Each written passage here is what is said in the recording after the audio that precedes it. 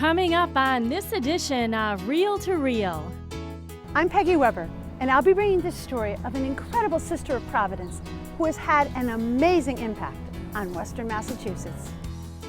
The Knights of Columbus Family of the Year is from St. Cecilia's Parish in Wilbraham. And the Synod on the Family opens in Rome.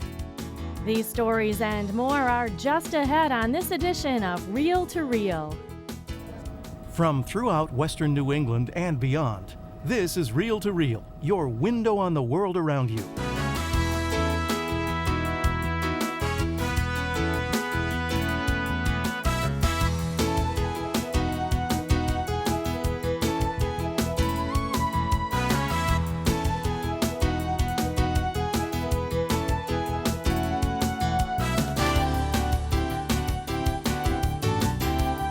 Here is your Reel to Reel host, Sharon Roulier. Hello and welcome to Reel on this Columbus holiday weekend. Next month, the Catholic Church around the world will begin a year-long celebration in honor of consecrated life. Thousands of men and women have dedicated their lives in service to God as priests, brothers, and women religious.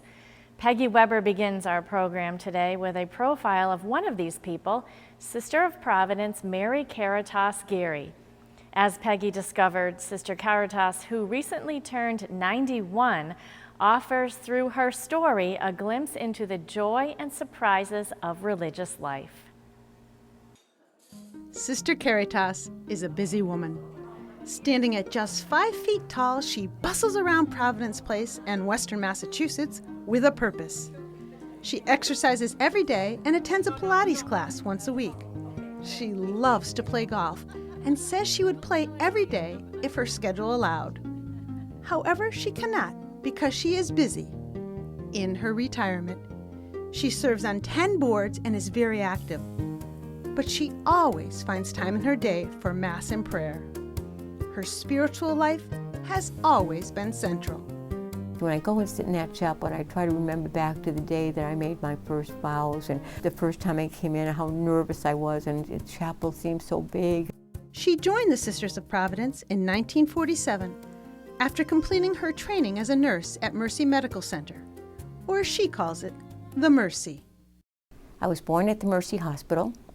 I graduated from the Mercy Hospital School of Nursing, and I served as president of Mercy Hospital for 16 years, so I never went very far from Mercy. A product of Springfield Public Schools, Sister Caritas said her father wanted her to be a secretary.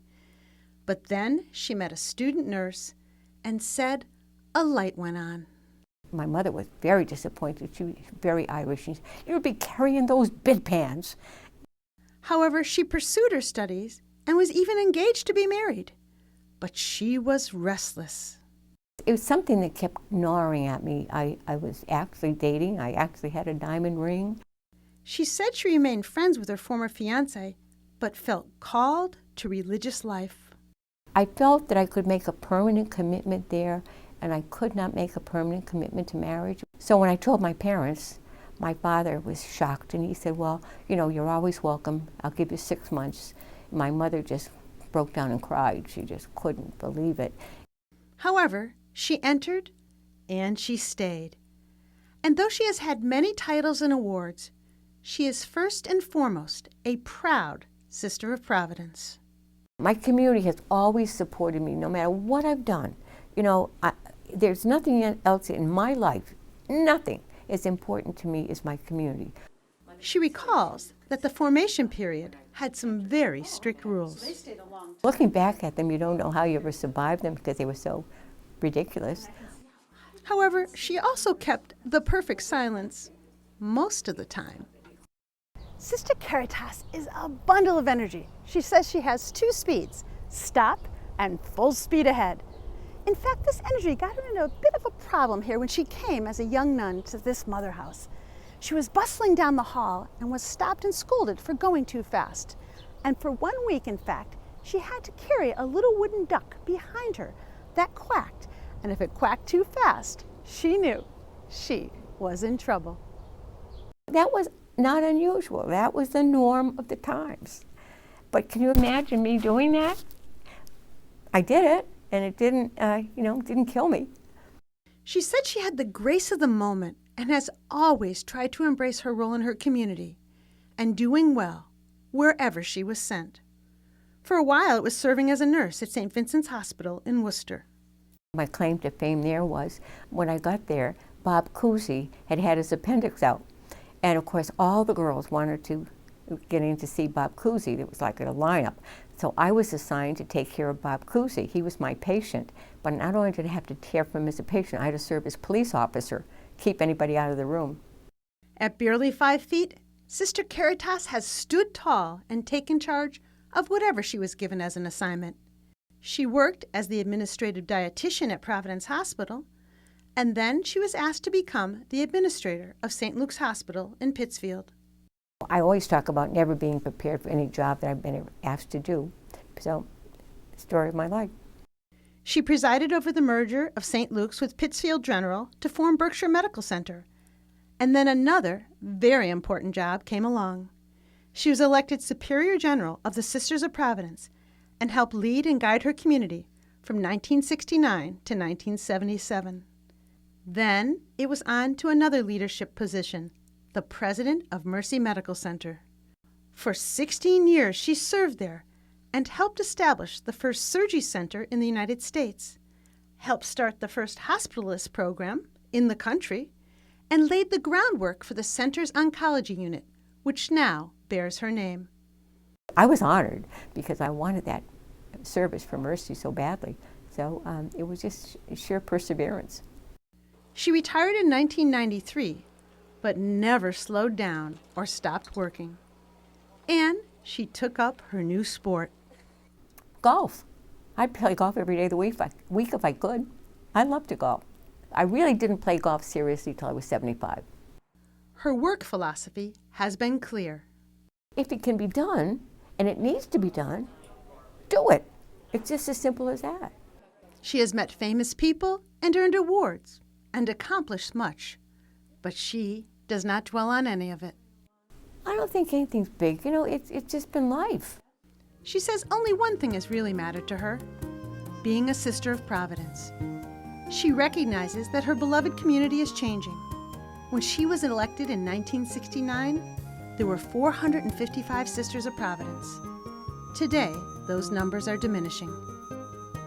Sister Caritas loves her life at Providence Place with her other sisters. She says she is still in awe of her mother house and the good woman of her community, the sisters of today and all who have gone before her. It has been a good life, a providential one, and Sister Caritas will keep on serving and praying, and also trying to improve her golf score. For Reel to Reel, I'm Peggy Weber.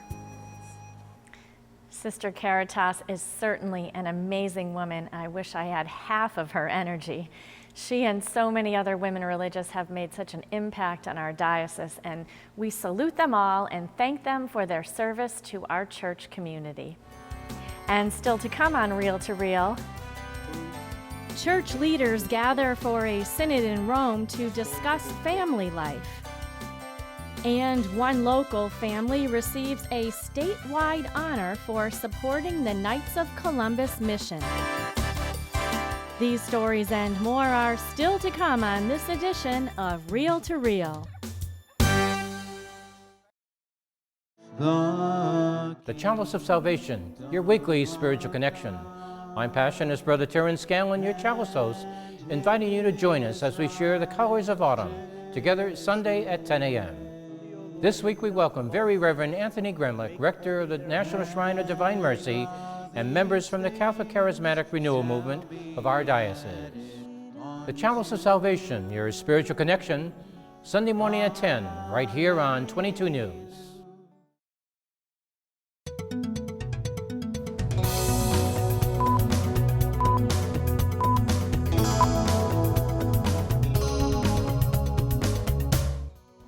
I'm Dan Dumas with your Reel to Reel news brief. Pope Francis had a busy week overseeing the Synod for the Family. Opening the 2-week Synod on the Family during a liturgy last Sunday, Pope Francis warned participants against the temptations of hypocrisy, pride, and greed, urging them instead to serve the Church with freedom, creativity, and hard work. The Synod was convened to discuss a range of pastoral challenges of the family in preparation for a larger World Synod in October 2015, which will make recommendations to the Pope. When people approach the Synod, our Holy Father has said this is not a Synod dealing with doctrinal change, but it is a Synod seeking, I would say, creative pastoral ways to reach out to people. As we do that, I think the most fundamental one is that approach of announcing, if you will, a certain restored confidence that people should have in a sense, embracing what is their vocation. For couples who are just getting ready for marriage, to be able to have the Church accompany them in that great role, and to have a sense of confidence that indeed that gift of sacrificial love for one another, a permanent love that is faithful and open to life, is something that is attainable. That's a primary issue.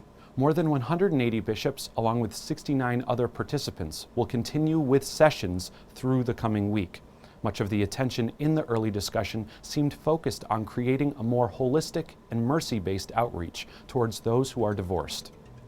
No concrete decisions are expected to come from this initial synod, which will reconvene again in 2015. Sharon Rollier will have an interview with Monsignor John Bonzani from the Diocesan Tribunal coming up later in our show. And you can stay up to date on all the ongoing discussions next week at iobserve.org. Now closer to home, lasagna was on the menu for a local parish's benefit to support the homeless and less fortunate. Sharon Rollier reports. It's a tradition of St. Bridget's Parish each year. Parishioners of all ages get together for a lasagna dinner for the needy. The event helps to build community while raising awareness about those who are less fortunate. Of the events that we try to put in place and to use it to explain community building to our students, and to ask also the community, our community, to make it real, to make it alive.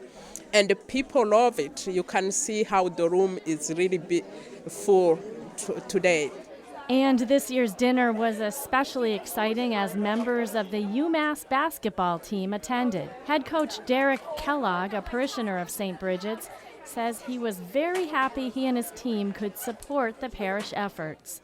I thought it was a great opportunity to have our guys come interact with a lot of the people in the community for a great cause, to raise money for the parish, and at the same token have a nice night out, have some great lasagna, chicken, some water and salad, and it was just an opportunity once again get our guys to be a part of the community and to meet some great people and hopefully bring some joy to some people that are part of the St. Bridget's Parish. And Pastor Father John Smeagol says the parish raised close to $2,000 at the event, and it will be used to support parishioners in need as well as other charitable efforts. Thanks, Sharon. Also taking place last weekend was the annual Blessing of the Animals. The Feast of St. Francis of Assisi on October 4th was celebrated in many parishes in the diocese. At St. Michael's Cathedral in Springfield, the rain did not keep away several pet owners who came together on the side lawn for the special blessing. Monsignor Connolly joked that the pets probably didn't need more water, but he offered a special prayer and blessing with holy water for all the furry friends gathered. We pray today through the intercession of St. Francis of Assisi that you will make available for our youth those things we need to maintain decent life. And another great local tradition is the annual French meat pie sale at St. Elizabeth's Parish in Ludlow. The goal this year is to make 48,000 pies and sell them for $3 each. They generally go fast, so if you want one, please call 547-0239. Pickup times are 11:30 to 5 in the Pastoral Center. Again, call 547-0239 to reserve yours. And remember to stay informed on all the happenings. You can log on to our news and information website, iobserve.org. There you'll find up-to-the-minute and accurate news in the Catholic Church, both here in the Diocese of Springfield and beyond. That's our news and information website, iobserve.org. I'm Dan Dumas, and that's your Reel to Reel News Brief.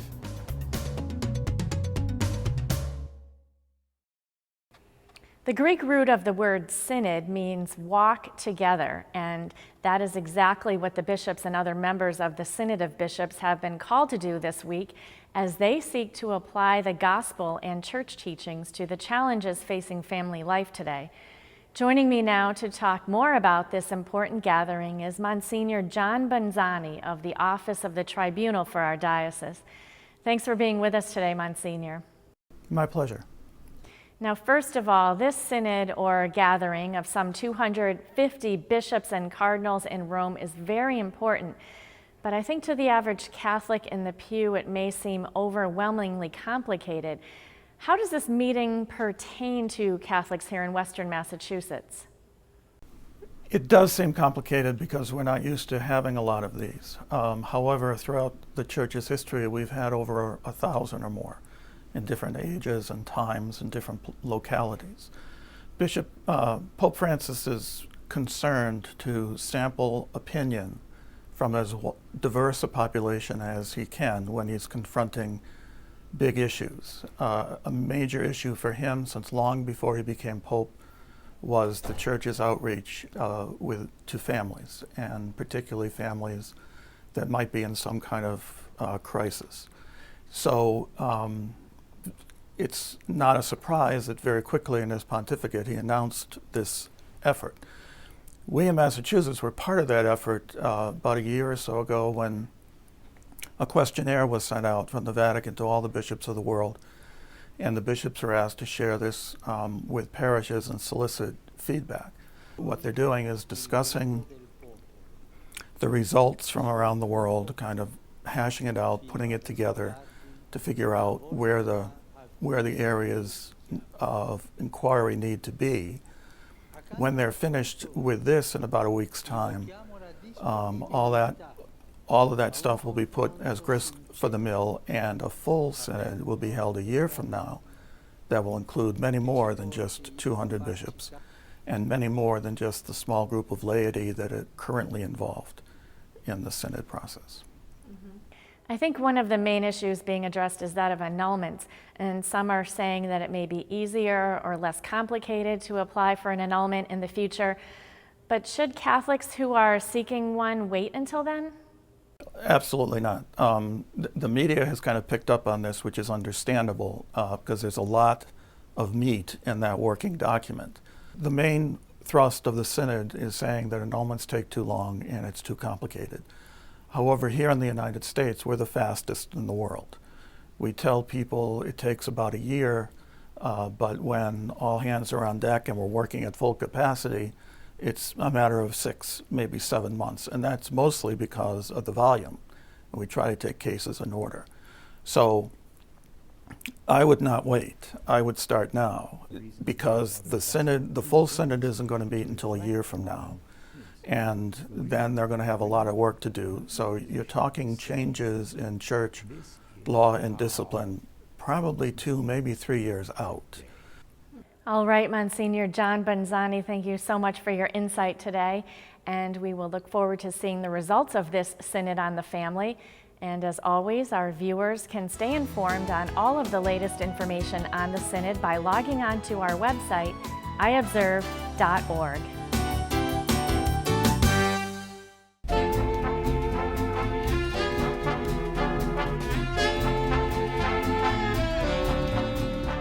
It's fall time. And what does that mean? Great movies and great plays for you to attend, including one of the best pictures of the year, The Good Lie. Ladies and gentlemen, this week's Real Culture. My Old Lady. What does Kevin Kline, the best actor on this planet, and Maggie Smith have in common? They both have Oscars. Maggie has 2 and Kevin has 1. And with those acting talents, they team up and try to save this flawed film. Now, Kline plays a man who's been left a piece of real estate in France. So he jumps on a plane ready to sell it. And as you may have guessed, Maggie Smith is living there, saying it's hers, or it was left to her as well. I know it sounds a little mixed up, and yes, that's what this film is. Now, don't get me wrong, I liked it. I just did not love it. Kline is perfect in any role he takes on, and in this film, he even shines a little bit more. Smith, a living legend of film, has her moments too, but the script at times is just too much.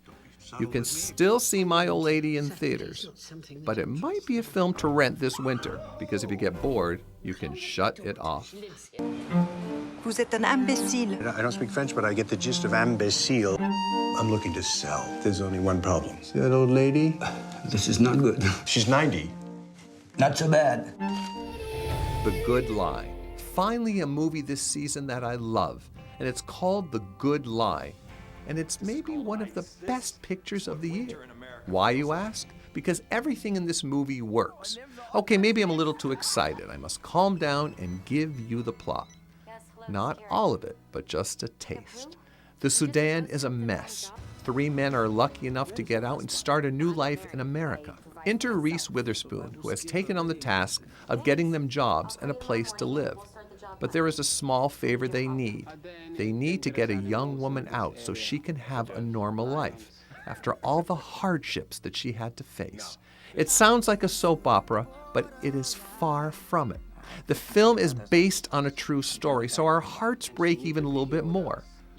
But what is the good lie, you ask? See it. Find your answer, because this is a great film from beginning to end. These are my brothers, Jeremiah and Paul. You must be Pamela Lowy from Faith-Based Charities? Oh, no, I'm from the Forrester Employment Agency. I'm going to help you find jobs, but I wasn't supposed to meet you till tomorrow, but the gal who was supposed to pick you up from your resettlement agency got stuck in her car. But anyway. Okay, did your luggage come down the chute?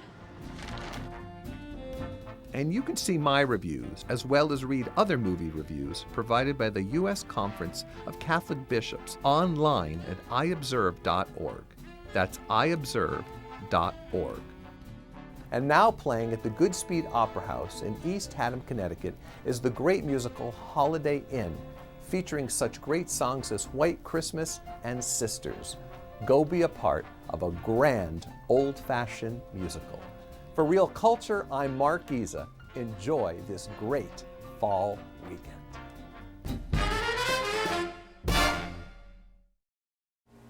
And just in time for the Columbus Day weekend, our next story features an exciting accomplishment for one Wilbraham family.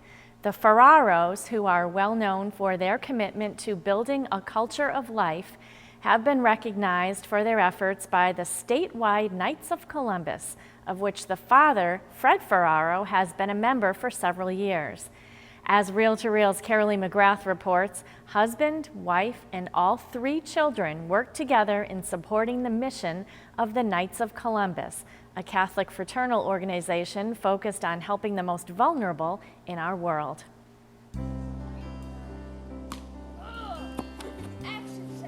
The Ferraro sisters can be competitive when it comes to sports. They work hard in school, and as Girl Scouts, they love God and country. Hail Mary, full of grace, the Lord is with thee. Blessed art thou amongst women, and blessed is the fruit. And they also love their Catholic faith. Their close relationship with Jesus was something they learned at a very young age from their mom and dad, Fred and Glenda. It was good to see them get recognized in front of people. All their hard work into this award is really nice. Maricel is a freshman at Bentley this year. She and her older sister, Nelliana, a junior at Quinnipiac, and little sister, Isabella, a freshman at Minnechaug Regional High School in Wilbraham, accompanied their parents to the statewide Knights of Columbus Awards dinner for a special honor. We won the Family of the Year award for the Knights of Columbus for our local council, St. Cecilia Council, and then later we were submitted for the state council Family of the Year award, and we recently won that, so we're excited. We went to Hyannis, Cape Cod for the state convention, and we received the award there. Fred is a member of the St. Cecilia Council 10195. He's a former Grand Knight. As a family, the Ferraros are committed to the mission of the Knights of Columbus, a fraternal benefit society dedicated to charity, unity, and patriotism. The Knights nationwide conduct food drives, help with the Special Olympics, and support mothers facing a crisis pregnancy. The Ferraros have been members of St. Cecilia's for close to 20 years. All 3 of their girls are altar servers, and they're involved in the youth group. Fred and Glenda are in the Catholic couples group Teams of Our Lady, and the whole family is involved in pro-life ministry. A few years ago, he and Glenda and some other members of St. Cecilia's founded the all-volunteer New Women's Center, a crisis pregnancy center in the north end of Springfield, just a mile from Planned Parenthood.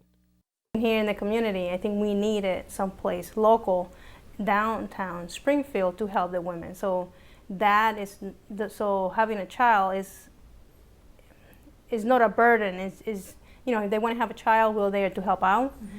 We usually try to, you know, help them with education, jobs, goods for the baby. All of the girls joined the pro-life Celebrate Life Club at Minnechaug and continue, like their parents, to be witnesses. We make it an important part of our life, and just to always keep it in mind.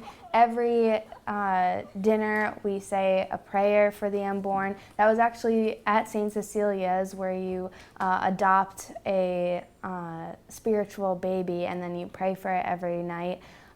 Once the program ended, we just continued it with it because it was part of our tradition. I think Isabella named another spiritual baby, so we just have a lot of spiritual babies in our family. Every year, the Knights of Columbus has a birthday party for Jesus at St. Cecilia's. This event again becomes a family affair for the Ferraros. I always bring friends, so it's like you bring people to not only enjoy the things that are there, but to get them to think about Jesus and like bring that into part of their Christmas.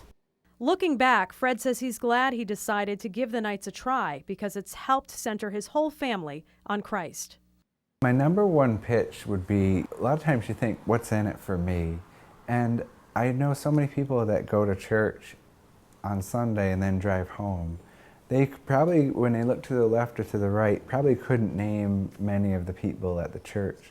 So for anyone going to church, for guys, you would join this club, if you will, that does a lot of great charitable work that you can bring your family in, but you'll get to know people, you'll get to make friends that will last for a lifetime. And Fred and Glenda hope their daughters will carry that commitment to Christ and the church as they grow into young adults. We always tell them that everything comes from God. So the gifts that we get, and there's a reason why we're charitable. God gave us so much stuff, we have to give back. And that's what they continue to do individually and as a family. Reporting for Reel to Reel, I'm Carolee McGrath. Holy Mary, Mother of God, pray for us sinners. What an amazing family. Congratulations to all of the Ferraros. And because this is Columbus Day weekend, the Knights of Columbus throughout our state will be holding their annual Tootsie Roll collection outside churches and stores. Funds go to help developmentally disabled children. Also on another note, the Knights of Columbus from Fairview Council 4044 will hold a beer and wine tasting this coming Friday, October 17th. The evening is at the Castle of the Knights starting at 5:30 p.m. Tickets are available for $25 at the door, and the proceeds will go to fund the annual Thanksgiving meal that the council serves to thousands each November. For this week, that's Reel to Reel. I hope you enjoyed the program today. Remember, you can always find the latest news on the Catholic Church, both in the Diocese of Springfield and around the world by logging on to iobserve.org. You can also like us on our Facebook page, getting updates from our reporting teams in the field. So like us at Catholic Communications. And please join me again next week as we visit St. Thomas Parish in Palmer for their 150th anniversary for another edition of Reel to Reel, your window on the world around you. Enjoy your weekend. Reel to Reel is a production of the Catholic Communications Corporation, funded in part by the annual Catholic Appeal, and the support of you, our faithful viewers.